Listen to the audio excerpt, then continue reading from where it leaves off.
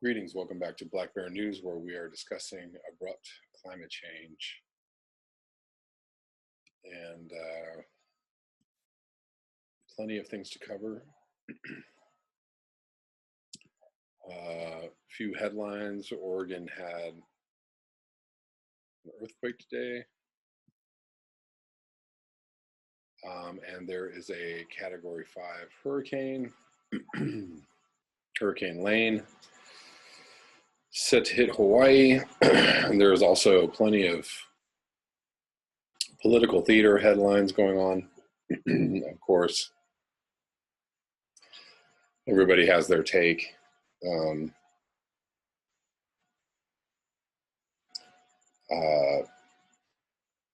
All of my friends on the left have their knives out and are ready to carve Trump up. And we'll see what happens with that. Obviously, lots of stuff going on in that realm. But again, we can chalk that up to theater. Very quickly, I just want to talk about the video that I linked in my last video, the one I actually can't remember the name of the channel, but the guy was talking about basically censorship and shutting down free speech. And I just thought the first part of that video was very interesting. If you all haven't watched it, I suggest you watch it. It talks about some interesting things. And I just wanted to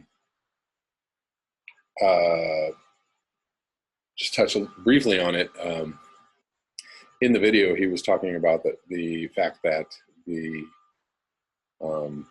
idea of things being false or not correct news or not things that we are able to talk or speak about is quickly coming upon us, and I don't know how that's going to affect the climate change world.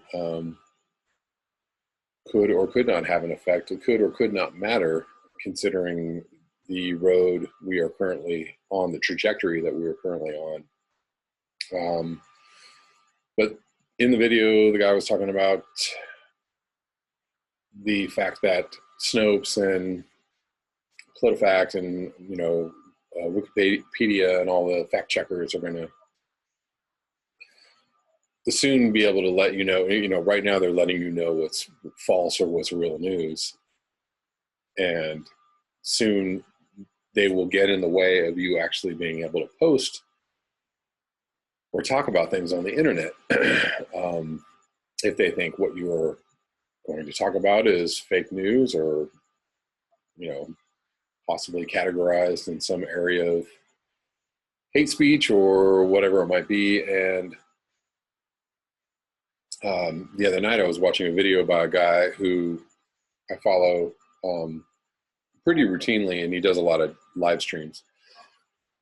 And he was explaining while he was doing the live stream that YouTube blocks certain words from the chat. So if you're chatting in the live stream and you try to write certain things, they won't let you write them. So the thing that the gentleman in the video is describing as soon to be upon us is actually already upon us. And that is quite frightening indeed. And I just very quickly want to say, if you are a person that is like Snopes told me so, or Wikipedia told me so, please understand that they are part of a effort to make state-sanctioned truth a reality. And that's what I mean is that what they say is true is going to be, they're going to tell you what's right and what's wrong, what's true or what's not true. And if you go outside of the lines that they start painting for people, then you won't be able to have a voice. And this is very, very frightening. So, I know that we all want to be correct in our news and have our good sources and be able to cite things factually, but understand that there is propaganda going on, that there is thought shaping and brainwashing going on, and Snopes and PolitiFact and Fact Checker and all these sites are all part of that apparatus. So they are not your friend. That's all I have to say. I'm going to move on to climate change. So let's look into Hurricane Lane. Called a Category 4 now. Hurricane Lane barreled toward the Hawaiian Islands Wednesday as a powerful Category 4 storm with maximum sustained winds of 150 miles per hour, the National Hurricane Center said. The Big Island, the islands of Maui, Lanai, Molokai, and Kahoolawe were all under a hurricane warning, meaning hurricane conditions are expected beginning Thursday morning. The islands of Kauai and Niihau were under a hurricane watch with hurricane conditions possible beginning Thursday night. Hurricane force winds extend outward up to 40 miles from the center, and tropical strong force winds extend outward up to 140 miles. Excessive rainfall associated with Lane is expected to affect portions of the Hawaiian Islands from late Wednesday into the weekend, the National Hurricane Center said, which could lead to major flash flooding and landslides.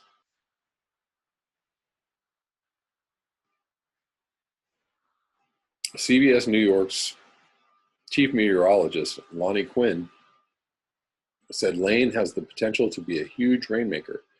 With Hawaii's mountainous terrain, the storm could potentially cause mudslides, Quinn said.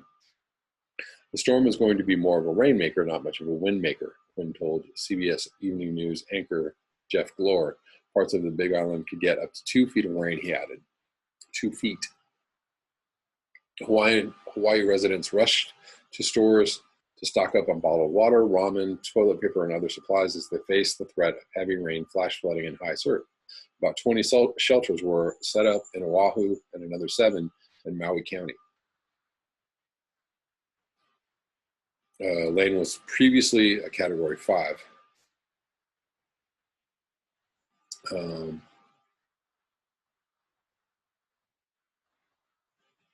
But has since been downgraded to a 4, which is still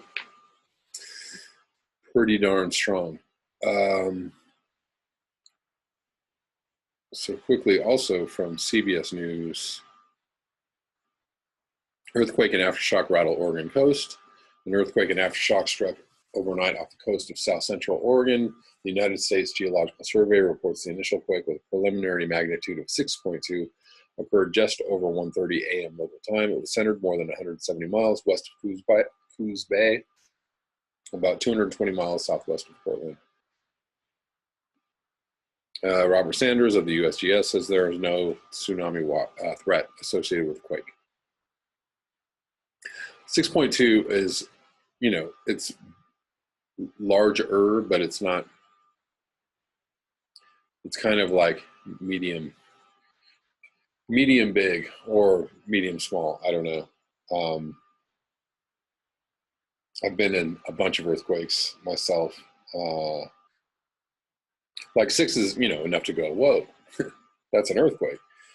But not, and probably big enough to maybe, run outside or something and go, or wherever you're going to find shelter. But probably not big enough to topple any buildings or do any damage, especially if it's way offshore. In Los Angeles, 6.2 earthquakes. We eat them for breakfast. It's when you get up into the 7, 8s, and 9s is when things start getting really kooky. But it also depends on where it is. It's, earthquakes are all subject to where they're located, what kind of ground the earthquake travels through, et cetera, et cetera.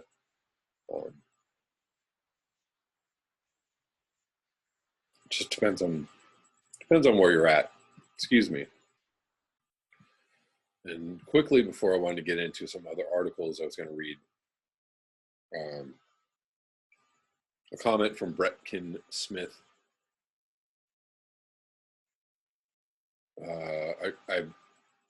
I read a lot of his comments, or not a lot of his comments. I read his comments often, is what I meant to say. But this is just a quick little note about smoke and fires. The weather stations are not reporting the correct temperatures in Canada. For example, in Vancouver, the temperature difference between actual and forecast can be as much as 12 degrees. Very true. I find that to be true here as well. I live in a suburb of Vancouver, and whereas the weather stations will say the day is only 25 C, the actual temperature will be closer to 36 C. That is a gigantic difference. That being said, the normal average number of heat waves that Vancouver gets, where temperatures are above 30 C, is one heat wave for every 3 years.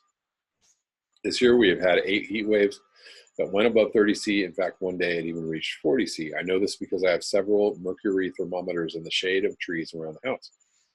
Even the smoke is not offering much of a relief from the heat. Today it reached 33 C under a smoky sky. It will eventually get better for the coastline, but not at first. Since I don't know what 33 feels like, I'm going to look that up in Fahrenheit, and just so I can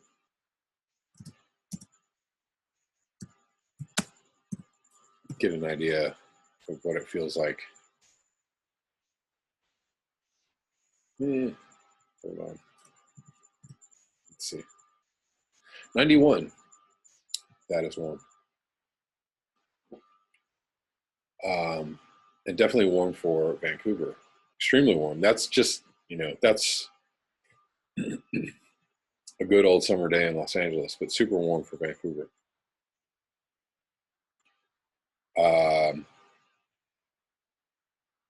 It will, even the smoke is not offering much of a relief from the heat. Today it reached 33 C under a smoky sky. It will eventually get better for the coastline, but not at first.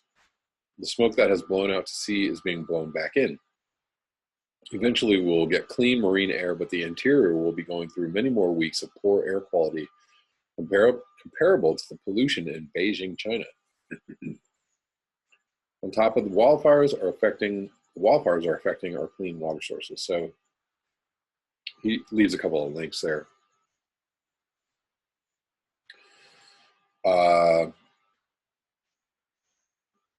Just want to read that quick note. That's from, report from Vancouver, what's going on.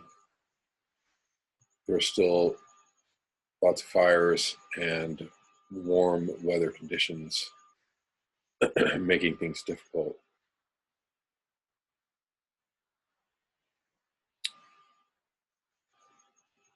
Let's see.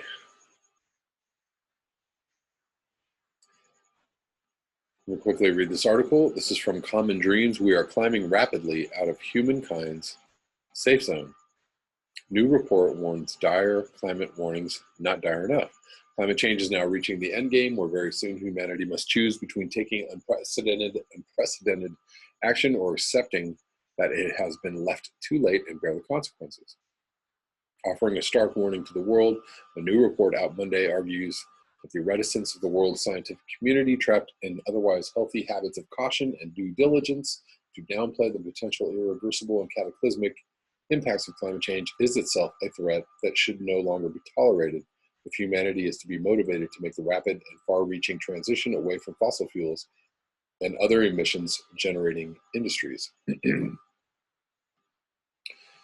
the new report titled "What Lies Beneath the Understatement of Existential Climate Risk," authors David Splatt and Ian Dunlop, researchers with the National Center for Climate Restoration, an independent think tank based in Australia, argue that the existential threats posed by the climate crisis have still not penetrated the collective psyche of humanity, and that world leaders, even those demanding aggressive action, have not shown the kind of urgency or imagination that the scale the pending catastrophe presents.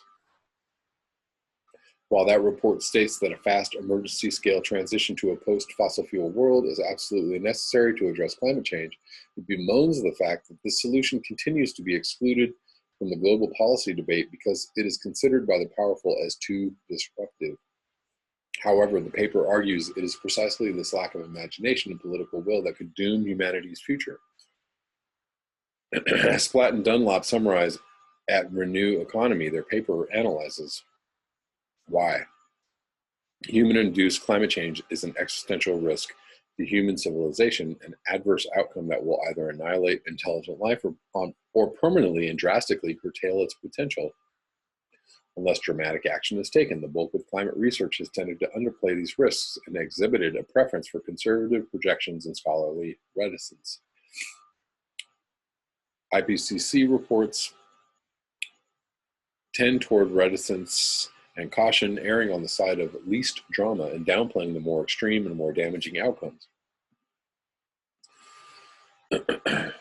And are now becoming dangerously misleading with the acceleration of climate impacts globally.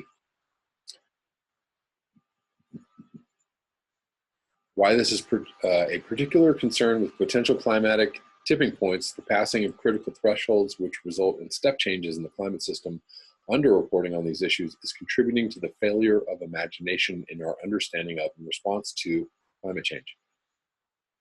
Indeed, climate change is now reaching the end game, reads the forward to the report by Hans Joachim Schellnhuber, head of the Potsdam Institute for Climate Impact Research. Where very soon humanity must choose between taking unprecedented action or accepting that it has been left too late and bear the consequences.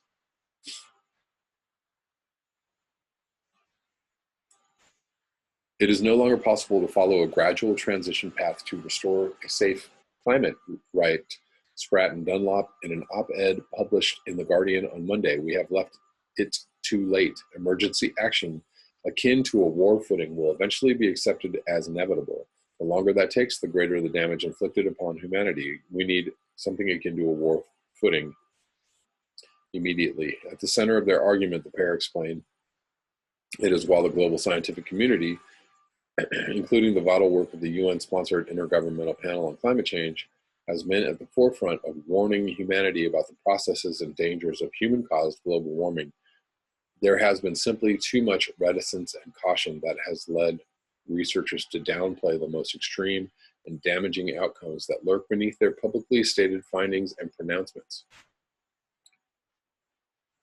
While this has been understandable historically, given the pressure exerted upon the IPCC by political and vested interests, it is now becoming dangerously misleading with the acceleration of climate impacts globally.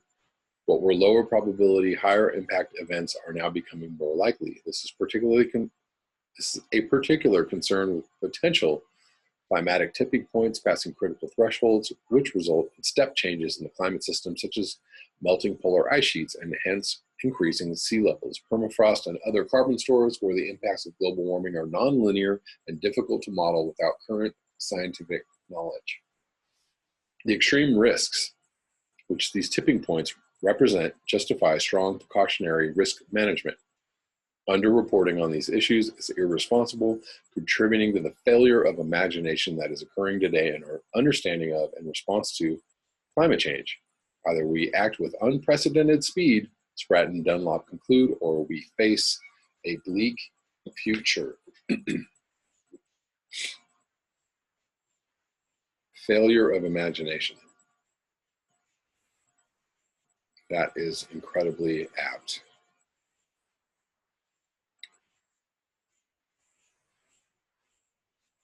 Failing to imagine what it is our future looks likely to be, failing to imagine what possible solutions should look like.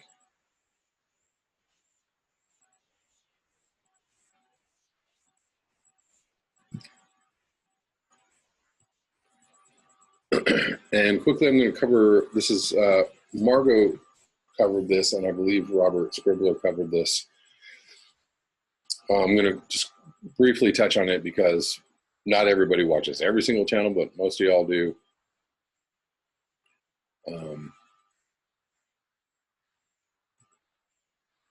Arctic's strongest sea ice breaks up for the first time on record.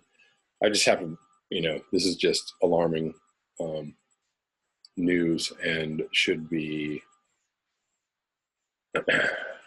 taken accordingly. Usually frozen waters open up twice this year, a phenomenon scientists describe as scary. This is from Jonathan Watts. This is from yesterday. The oldest and thickest sea ice in the Arctic has started to break up, opening waters north of Greenland that are normally frozen even in summer. This phenomenon, which has never been recorded before, has occurred twice this year due to warm winds and a climate change-driven heat wave in the northern hemisphere.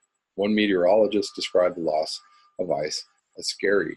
Others said it could force scientists to revise their theories about which part of the Arctic will withstand warming the longest. The sea off the north coast of Greenland is normally so frozen that it was referred to until recently as the last ice area because it was assumed that this would be the final northern holdout against the melting effects of a hotter planet. But abnormal temperature spikes in February and earlier this month have left it vulnerable to winds which have pushed the ice further away from the coast than at any time since satellite records began in the 1970s. Almost all of the ice to the north of Greenland is quite shattered and broken up and therefore more mobile, said Ruth Mottram of the Danish Meteorological Institute. Open water off the north coast of Greenland is unusual. The area has often been called the last ice area, as it has been suggested that the last perennial sea ice in the Arctic will occur there. The events of the last week suggest that, actually, the last ice area may be further west. Ice to the north of Greenland is usually particularly compacted due to the transpolar drift stream, one of two major weather patterns that push ice from Siberia across the Arctic to the coastline where it packs. Walt Meyer, a senior research scientist at the U.S. National Snow and Ice Data Center, said, "The ice there has nowhere else to go, so it piles up. On average, it's over 4 meters thick and can be piled up into ridges 20 meters thick or more. This thick, compacted ice is generally not easily moved around. However, that was not the case this past winter, in February and March, and now the ice is being pushed away from the coast by the winds."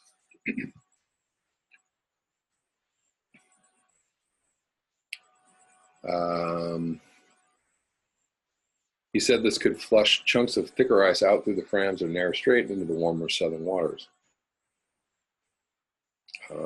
I cannot tell how long this open water patch will remain open, but even if it closes in a few days from now, the harm will be done. The thick, old sea ice will have been pushed away from the coast to an area where it will melt more easily. This year's openings are driven more by wind than melting, but they have occurred during two temperature spikes. In February, the Cap Morris-Jessup weather station in the region is usually below -20°C, but earlier this year there were 10 days above freezing and warm winds, which unlocked the ice from the coast. Last week, the crack opened up again after Cap Morris-Jessup briefly registered a record high of 17°C. Strong southerly winds picked up to 11 knots. Experts predict that coastal seas will freeze again, but probably later than normal. I think that solar heating of the water column will increase during this opening, and this will delay freeze up and ice formation, said Rasmus Taji Tombo, a sea ice expert at the Danish Meteorological Institute. The latest readings by the Norwegian Ice Service show that Arctic ice cover in the Svalbard area this week is 40% below the average for this time of year since 1981. In the past month, at least 14 days have hit record lows in the region. Although thinner ice elsewhere in the Arctic means this is unlikely to be a record low year overall, they are in line with predictions that there will be no summer ice in the Arctic Ocean at some point between 2030 and 2050. No summer ice and probably no winter ice by that time. say 2030 is conservative, way conservative.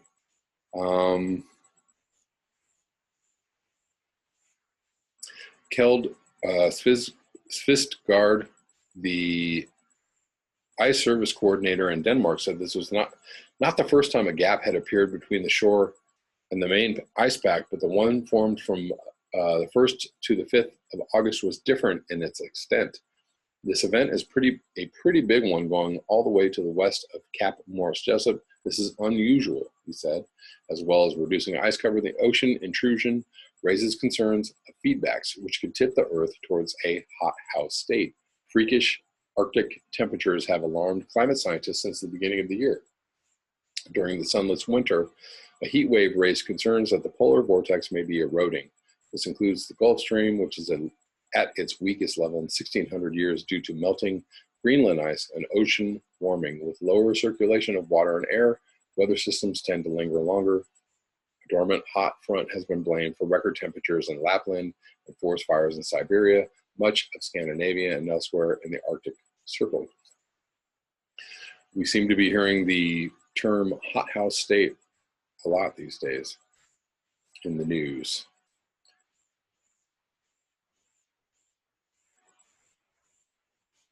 Glad they're catching on.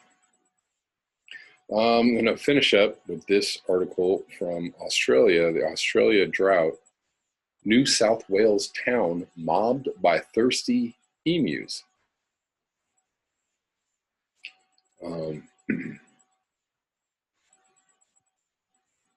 It's from a few days ago, August 19th. Large numbers of emus have been flocking to an outback mining town in New South Wales as Australia continues to struggle with extreme drought.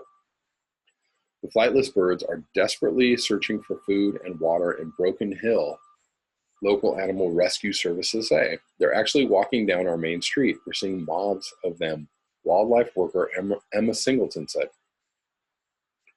Separately, the Australian PM has announced extra aid for farmers hit by the drought. I want to say to our farmers, we have your back, Malcolm Turnbull told reporters as he announced $1.8 billion increase in funds to help deal with extreme aridity in New South Wales, Australia's most populous state, which produces about a quarter of the country's agricultural output, was officially declared entirely in drought on August 8th.